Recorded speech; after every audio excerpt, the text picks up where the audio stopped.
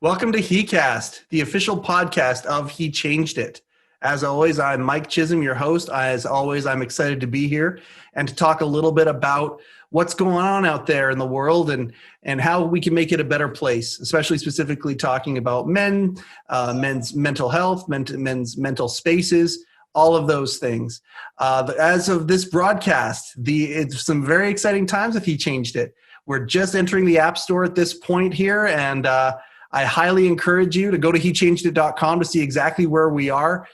And maybe even you can go to your app store and download the app at this point. We're in right now at the time of this recording. If I go to the app store, I can go there and pre-order the thing. And it's going to be the moment it hits the app store, it'll be downloaded right to my phone. Exciting times. The teams are working on such cool features that are going to be going into it. And in many ways, it's the neatest time because there is so much dreaming, and seeing some of these dreams turn into reality is amazing.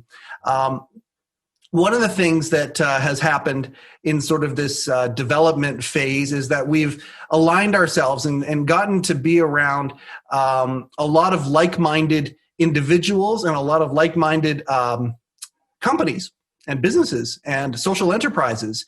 Today, we have Michael and Rebecca from You Are Collective, and an apparel company that strives to raise a level of inspiration and aspiration with what it is that they're doing. Michael, Rebecca, thank you so much for taking some time out of your day to be part of heCast. Thank you so much for having us. Oh. We're super excited. Now, when we talk about mental health, I guess I don't know if I want to start with what you guys are doing or why you guys are doing it. I mean, it's such a neat concept of what's happening. And I guess let's start with the what. What exactly is You Are Collective? Great question. I feel like this answer kind of changes periodically because there are so many opportunities out there in the community of mental health to be making a difference and creating change. But right now, we are working really hard on our apparel collections with community partners to help empower our mental health community. And then proceeds from those collections get donated back into our 1 million campaign to help fund 1 million counseling sessions across Canada. So that's our main focus right now. Wow. But we're usually liking to do a lot more workshops and community events when we're not restrained to our homes. Okay, so that's a lot of stuff that you've just said there. Let's unpack some of it. Now, number one, you're an apparel company. What kind of apparel do you make? Is this like, are people going to be seeing this on video or no? Absolutely. Well, we're going to have both. We're going to have video and audio. So, well, we are currently our own billboard. Michael is wearing something from our Pride collection, so tees and hats, and we really wanted to create a sense of allyship around the LGBTQ community, especially this year. People are feeling really isolated, and not having that community was really detrimental to a lot of people's mental health. So teaming up with the Pride community to help them out and support, etc., youth groups so that there is a safe space for kids to go hang out and be themselves. We have a hoodie collection that has big, bold words like brave and strong to really help you on your journey. I throw that on whenever I need a little boost. And proceeds from that go to another community partner to help actually men's trauma programs. So yeah, it's a lot of hoodies and t-shirts right now, yep. But wherever the opportunities take us, we're happy to go. Okay, so hoodies, t-shirts, and hats and things like that, all with the intention of throwing out a positive message to do with different causes when it comes to mental health. So you brought up the Pride example. Now, you're not an LGBT exclusive company. That's just a line that you have or a focus that you have on this particular group of clothes you have released, right? Yeah, that's correct. What are some other ones? Yeah, so we got to do our Pride one, which was awesome. Mm-hmm. And we actually partnered with an LGBTQ designer for that, which was super awesome, to really help represent the community, because we recognize that there are challenges, and different things that we would not be privy to. And so we really want to be able to expand our community that way. Other collections, like I said, help the men's trauma program at Connect Counseling. We're working with Childhood Connections right now on an Ask Me How I Feel tea, and it's to really help end the stigma and keep that conversation going around mental health. And proceeds from that go to their new Playful Healing program to pay for child therapy. So families in need, maybe their kiddos aren't doing super well, helping to navigate what's going on, they can get free child therapy through that program. And that's in Kelowna. That's really cool. Okay, so the line of clothing that you make, or the lines of clothing that you make, all have to do with creating some positivity and some good feelings and some awareness around some of these things. And then you have mentioned, the secondary, and it's not just the idea that you're trying to bring awareness, but you're also, giving proceeds of the sales to some of these really, really worthy places to be sending people to. Now you have this 1 million campaign. 1 million counseling sessions. What's that all about?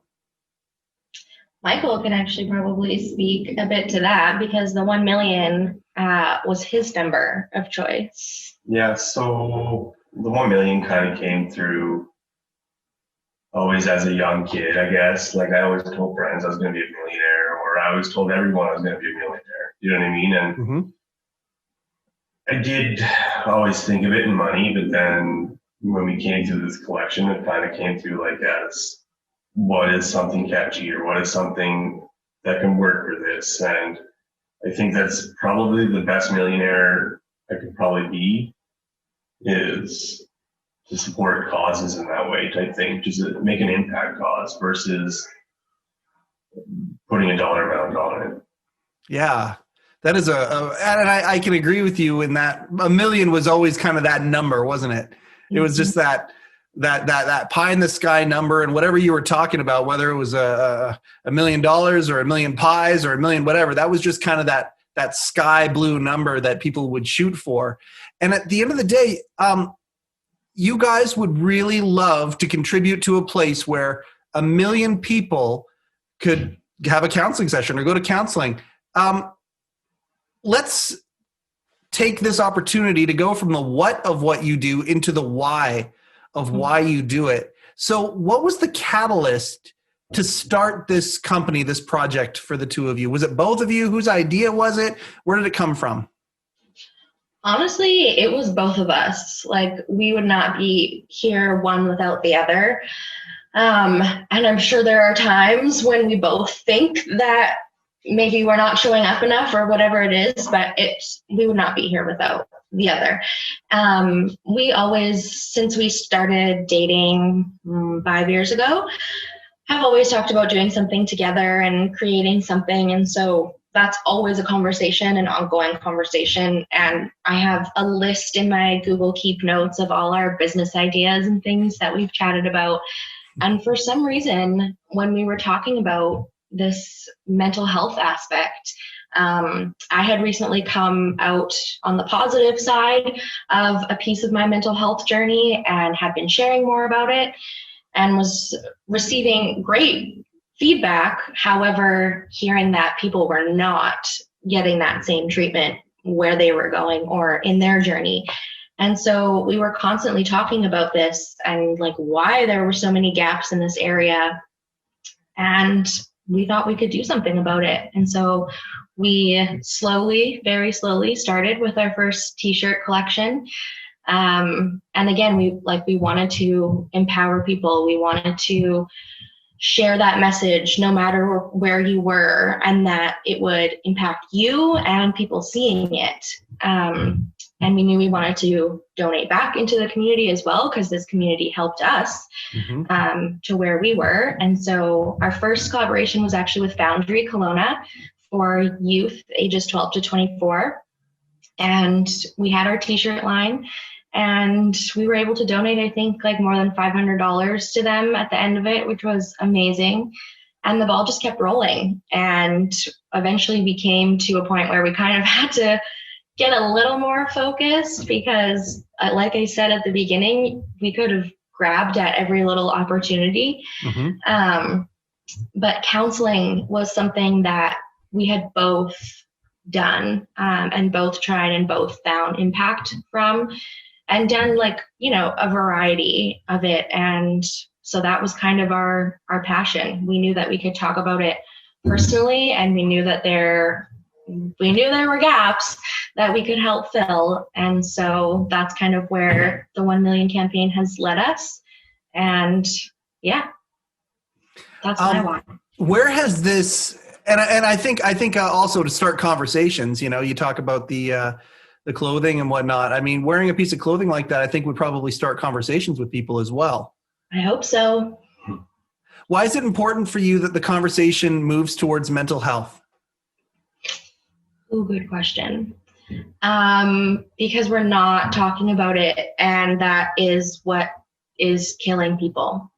I don't know if we talked about it in this or before, but it's a silent crisis. Suicide among men, quite frankly, suicide, I think, among people. Yeah, in general. And the more that we can talk about it and normalize the feelings that you're going through and the idea that you're not alone, I know for me, and I know in talking to other people, that can make a difference. And that's just what I want to keep showing people. So go ahead, Michael. No, it's a lot easier to feel that. Well, it's a lot easier to come out of that feeling when you know that someone else has felt that feeling. Can you expand on that? Like you both, I don't want to go too far down any directions that you're uncomfortable talking, but you both have had journeys and struggles when it comes to mental illness, correct? Yes. And are they the same, or are they? Do you both have a different journey? What is there diagnosis involved? Where are you at when it comes to that? Well, I think we've both been clinically diagnosed with depression of some sort. Mm-hmm. Yeah. We both have diagnosed depression and anxiety. I'm actually in the process of getting my diagnosis. We're not sure if it's going to be bipolar. We're thinking maybe a little bit, right? Or maybe only major depressive episodes. And I do also live with OCD. And for me, I'm to start whatever they call borderline. Yeah. Whatever that is. Yep. ADHD, depression, general anxiety. And addictions. And addictions, yeah. I guess if that is technically a mental illness, yeah. So I look at what you're doing, and on the surface, and I mean, I'm not minimizing anything, because I do want to kind of go in and deconstruct some of this stuff a little bit. You're very brave for even saying that out loud right now, and I appreciate the vulnerability when it comes to that. But I look at the project, at what you two are doing, and boy, oh boy, I can't help but think trying to take a negative and turn it into a positive here, aren't you? Yes, it's almost like I feel like sometimes we almost started this selfishly to keep having a space.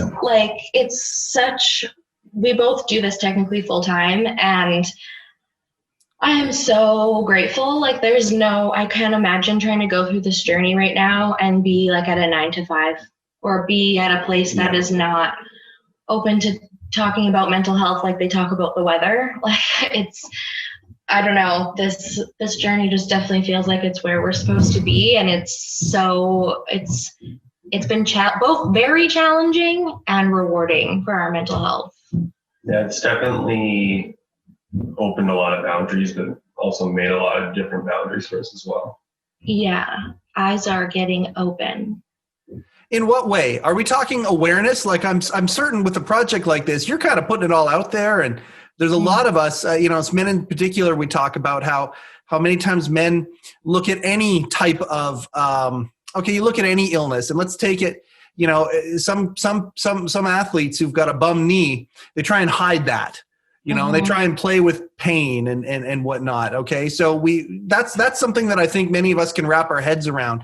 Then there comes the things that are a little bit more personal.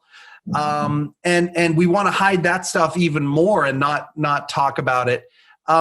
What's the reaction been? You guys have kind of come out here and said, hey, here we are. And you're being standard bearers and flag bearers for this and really starting a lot of conversations. What's the reaction been from people around you who may not have known this was the case until you started a project like this?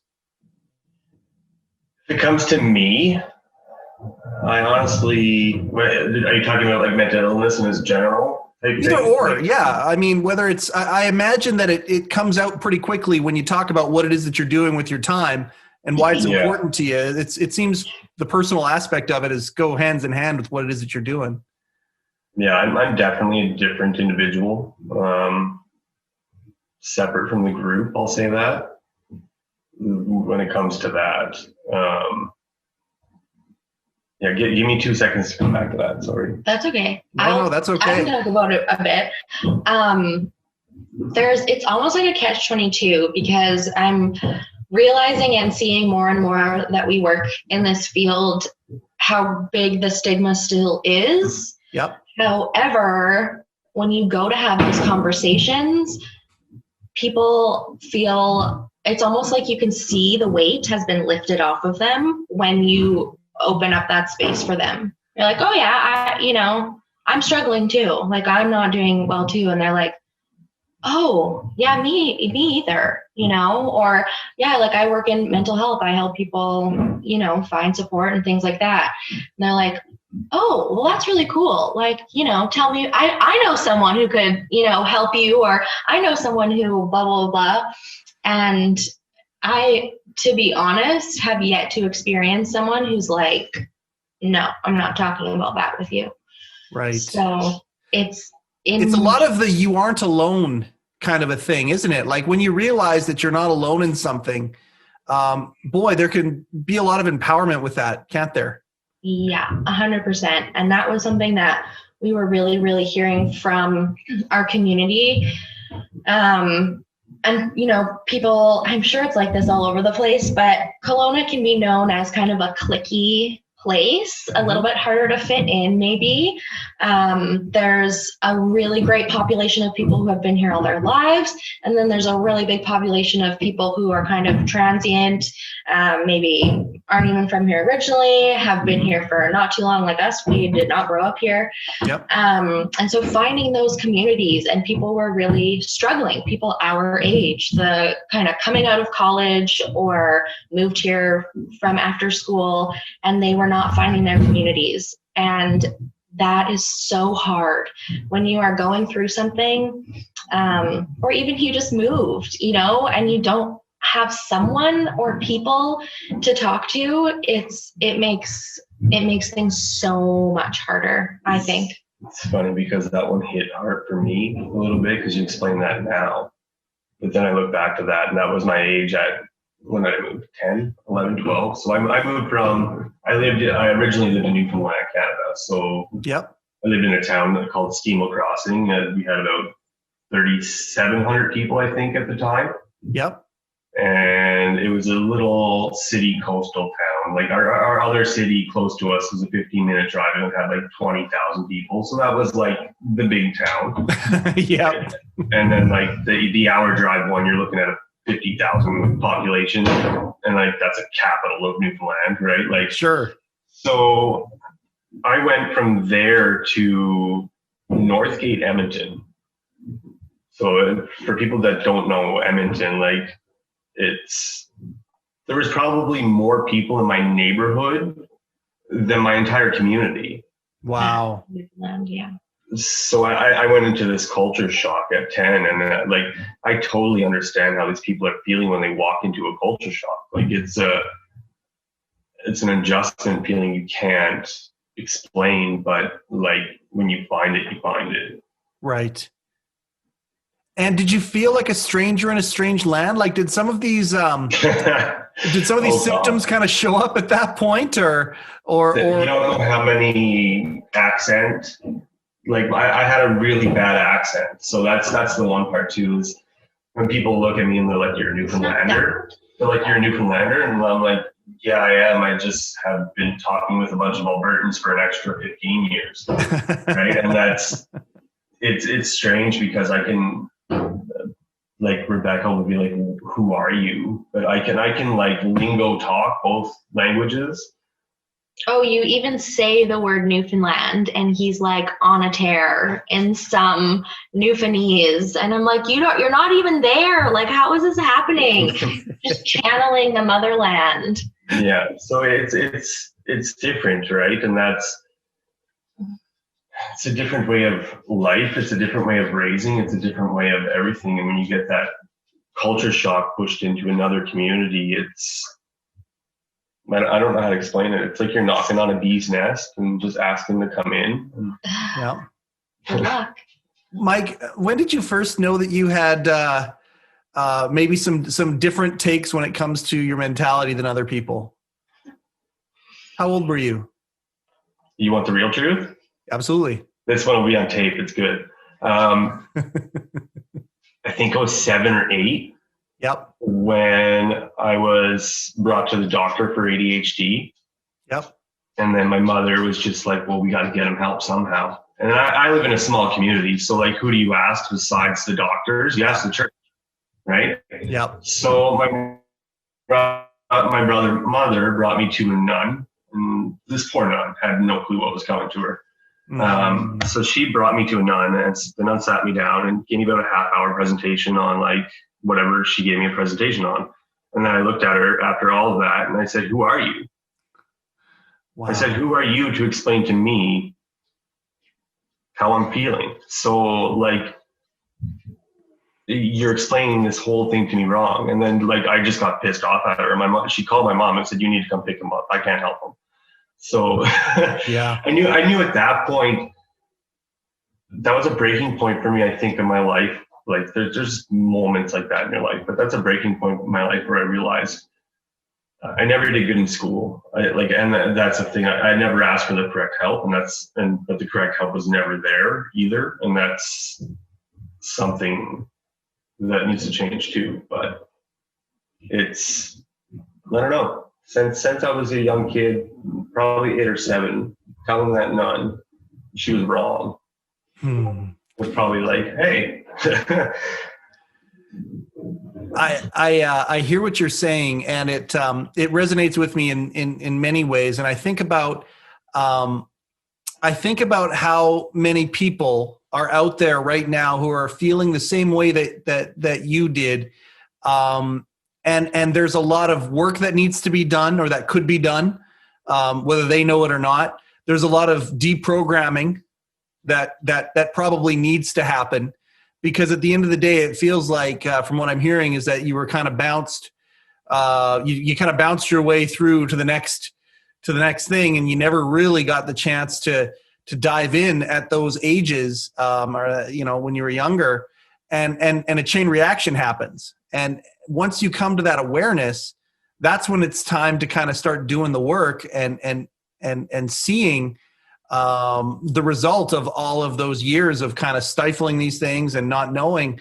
Have you found freedom when every time there's some sort of I don't even want to say the word diagnosis, every time that there's sort of a breakthrough, have you felt freedom in that? And are things improving for you? Yes. The short answer, yes. Long answer. Give us the long answer, man. No, we're good. I've had a lot of experiences in my life, I'd say. Emotional intelligence on an average scale of this human earth, whatever we live in. Yep. Above average. I don't think I'm some exponential child that went through trauma his entire life, but I did, but not to the extremes of what some have suffered here. Yep. But I get it. And that's the hard part, I think, is when you understand it and you just live in it. Like you said something earlier, you said something about pain earlier, like living in pain or something like that. Yep. And like fight to live in pain. Like it's a big one that struck me earlier when you said that, because like that's how I feel. Is it constant? Yeah. Wow. Every day, every moment, every thought, it's like a magnet being pulled, and you see like people get pulled to it, and sorry, our dog's gonna bark here, 100%, just pre-warning. But it's like a magnet, like it just pulls. Yeah, there we go. Lucy, thank you. Yeah. Yeah, no, it's a drain. Like it's a drain. It's a magnet. It's a really hard feeling to explain, but you just have no control of it. It's there right now. And when you say right now, you mean literally right now. You're in a low place at the moment here. You happen to be doing the podcast in a very low place. Yeah, I'm a good actor. I can act quite well. But yeah, you can see it in my body language. If you ask any psychiatrist, it's in my body language right here. The way I move, the way I'm moving around, everything like that, that's signs of it. That's things we don't really talk about. That's things that they understand, but they probably haven't felt. Yes. And that's things that when we feel it and then we understand it, the more of us that talk about that, the easier it will get. Well, and I think it's really important. I think about what my father's generation, my father was a baby boomer, and I think about homosexuals in my father's generation and how virtually unheard of it was. And I think about as my older sister's generation was born, there were some people who were really brave, and they really, really stepped in front of the bus or in front of the stones to admit who they were and to be themselves. And fuck the consequences. They didn't even care. And I look at Generation X, my generation, and how there were a lot more of those. And then I look at my younger brother's generation and our kids' generation now, and how there's a lot of people who stepped in front of a lot of buses to alert everybody else that, hey, there are other things going on here than what the cultural norms say is going on. Would you two agree that we are in a place right now where mental illness is that's where mental illness is right now? If you ask me where you just put the generation terms and stuff in. Sure. If you ask me truthfully how I feel, our generation right now, what we're experiencing this moment right now, yep, is probably the most grateful opportunity, period. You got to explain that, man. That's a powerful statement that you just said. Yeah, we're actually talking about it. And that's the difference at this time. Right. Go back, to be honest, ask me which generation had it the worst currently here, period. Boomers. No, hands down. I don't care if you have a boomer in your family or if you don't. Well, you obviously do if you're here.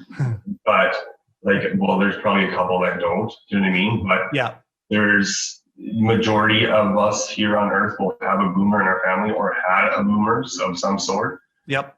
And they got psychologically tortured from the beginning. Right. Right from the beginning of their lives was just a torture. I'm sorry, but they had the repercussions of world wars. They had the repercussions of into another war. Yes. Yep. That people don't really talk about because it was just like a boomer time. So let's just not talk about this Cold War that happened also. Yep. Right. And humans don't really reflect like that. We don't give them credit. I wish I could have a general conversation like this with my father. I don't think he could. And it's okay. It's okay. You know what I mean? It's personally okay. And I know that. I've had this conversation with my mother. Do you know what I mean? So, and it's only because we've met that relationship. But do I blame him? Not a chance in hell. Good for you. Not a chance in hell. It's not his fault. Above him was his parents, and his parents were taught the same as his parents, and his parents were taught the same as his parents. Right.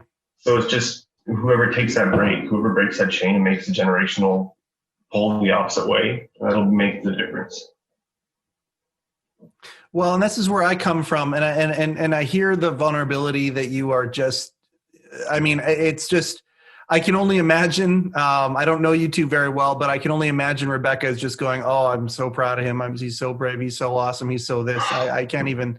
The vulnerability you're showing is incredible, and he changed it. One of the things that we're trying to do is we're trying to take a phrase back. You know, in cultures, there've been all sorts of cultures that have taken all sorts of phrases back. The one we're trying to take back is "man up."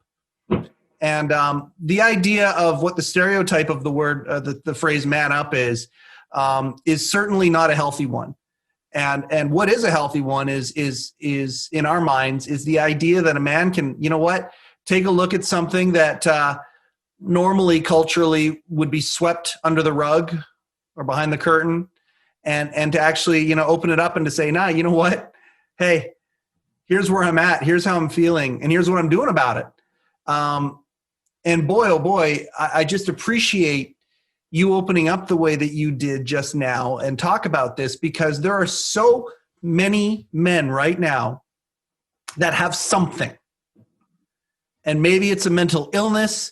Maybe it's a shame from something that they have done. Maybe it is they're getting sick and tired of being sick and tired. They've been alone, and they can't get vulnerable the way that you just did. And for many of them, getting vulnerable the way that you just did is exactly what they need to get out of the situation they're in. How important, Michael, is it to you, and maybe Rebecca, you could chime in on this too, in your relationship with each other, in what it is that you're doing in this project that you're working on with all of your hearts and souls and mind? How important is vulnerability like this? Yeah, I'll start that one. When it comes to that, I can attest to it, because I'm going to say that, and no offense to yourself, but I'm going to attest that I started kind of that vulnerability process between us. I don't know when, how, or where, but there's probably a moment where I've expressed a moment to Rebecca that she was uncomfortable with 100%. But like that's probably my borderline that kicks in, just sends it anyway.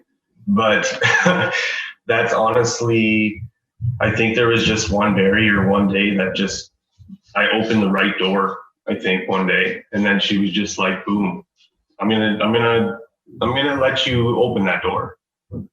And literally from that door and that boundary, she allowed me to stretch however you want to explain it. It allowed me to take that vulnerability with her and explore that channel. Sounds like she was a pretty safe place for you. In a way, yeah. I mean, like, in a way, any human, we choose our partnerships, but like, she could leave me any day. That's reality in life. I could lose her today. We could lose each other anytime. But it's that trust, I think, that it's not even about the vulnerability built the trust. The vulnerability built the trust. Wow. Okay. Yep.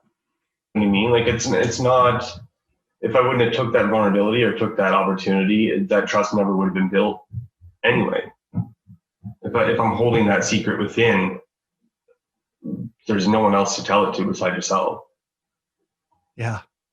Right. And that's, yeah, it's hard. It's hard, but like, I don't know where I've learned all my lessons, to tell you the truth, because it's probably from a lot of women, I'll be honest. Yeah. Because they've been my greatest teachers. I'll say that. Listen to them. And Yeah. Go ahead. Oh, Sorry. no, I'm just appreciating your eloquent words, quite frankly. Yeah, we have a pretty special relationship, I think, because when I talk about how open and vulnerable we are, I'm not often met with the same kind of vibe. I don't know. Yeah, like I don't know how we got here. I think this business, this social enterprise certainly helped us get there because we've had to be, or we wanted to be vulnerable with our audiences. Yeah. And so we carry that through in everything that we do. And yeah, and not in like a, we're enmeshed kind of way, but there's not a lot of things I don't think that I don't know about, and not like things that he's done or things that, but mostly like the way I'm dealing. Right. Or like triggers or signs or how he likes to be supported. Like we read the 5 Love Languages book together, we know. It was a stress for me, but yeah, you got through it. Yeah. It's very helpful. But it was a stretch for you, but now you can say that you've done it. And if that was maybe, if you want to call it outside of your comfort zone, now it's safe to say that your comfort zone is bigger. Like if you guys wanted to go through that book again, it wouldn't be a stretch for you like it was it? Would it? No, I think we basically learn each other's boundaries off that book. And that's a weird thing. Like, you learn your love languages, but when you learn your love languages and like how each other's react physically or emotionally or mentally, you get to learn what those boundaries are then. And like, it's not about pushing your partner's boundaries. It's not about trying to obtain that and see where you can get to. It's about respecting it and knowing what they want. And and then the boundaries grow no matter what. Like everything in here is growth. No matter what any human thinks, if it's growth, it could be negative, it could be positive, but it's growth. It's upwards. That's it. Mm-hmm. Moving forward. Yeah, and that's a concept I think a lot of people lose focus on in growth. Man, I could do this with you guys all day. Can you believe 45 minutes have gone by already? Holy smokes! Yes. That's what happens. I can't wait until we are able to talk about this a little bit more and to progress. And as he progresses, we can keep in touch with you guys. And as your project progresses, you can keep in touch with us, and we can track each other and all grow together. What are the best ways to find out about what it is that you guys are doing? Where's the best place to go to do this? Is it social media? Is it plug everything you got? Let's talk about this. Yeah, it's a worthy cause. Thank you. She's a good salesman. I'm not. Okay, that's actually so not true. That is probably our downfall in our business, is neither one of us likes to be salesy. Okay, anyways, urcollective.ca is always going to have tons and tons of information. That's where our shop is as well. So please feel free to go browse some collections. Our Yak at Us, if you want to get in touch with us, is on there as well. info@urcollective.ca is usually the best. And then we're also all over social media. Pretty much pick your favorite platform and type YOUARE Collective into the spot, and you'll usually find us. Instagram and Facebook, I'm probably on the most. Yeah. But all of the other ones get some love too. So yeah, find us, follow us, tag us, hashtag 1 million campaign with like the actual 1 digit. Yep. Hashtag URcollective, and you certainly should find some stuff. Well, I checked out the current lines that are available. I think what you're doing is really smart. It's creative. It's fun. It's really neat apparel. I really like it a lot, and I hope a lot of conversations get started, as a result of it. And I hope that a lot of people get helped. And I just can't thank you both enough for opening up today about what you're doing. Thank you for trying to make the world a better place. And yeah, thanks for everything. We just appreciate you two very much. Thank you, Mike. We'll Appreciate it a lot. Yeah. And everyone at we love you and we're so excited for your journey. Yeah, thanks for contributing. A perfect segue for an outro here. Yeah, he changed it is at an amazing place right now. I keep saying that, but every time I do one of these podcasts, something else has changed or grown or evolved, and it's happening right now. The He movement is really starting to take steam, and we're so excited about that. So info@hechangedit.com if you want to throw forward any comments. By the time this broadcast might happen, though, we may have the community, the heCast community within He Changed It. If so, come say hi. I'm in there all the time, hanging out and talking to people. Our guests are in there as well. Michael, Rebecca, I hope will come and join us at some point there and hang out a little bit in the virtual space. We will have information as to how to be part of the UR Collective as well. And I just want to say thank you so much for making heCast already a success before we've even really taken it out for a spin. So this is a lot of fun to do. I enjoy it a lot. This has been another episode of heCast, the official podcast of He Changed It. I'm Mike Chisholm. Have a great day.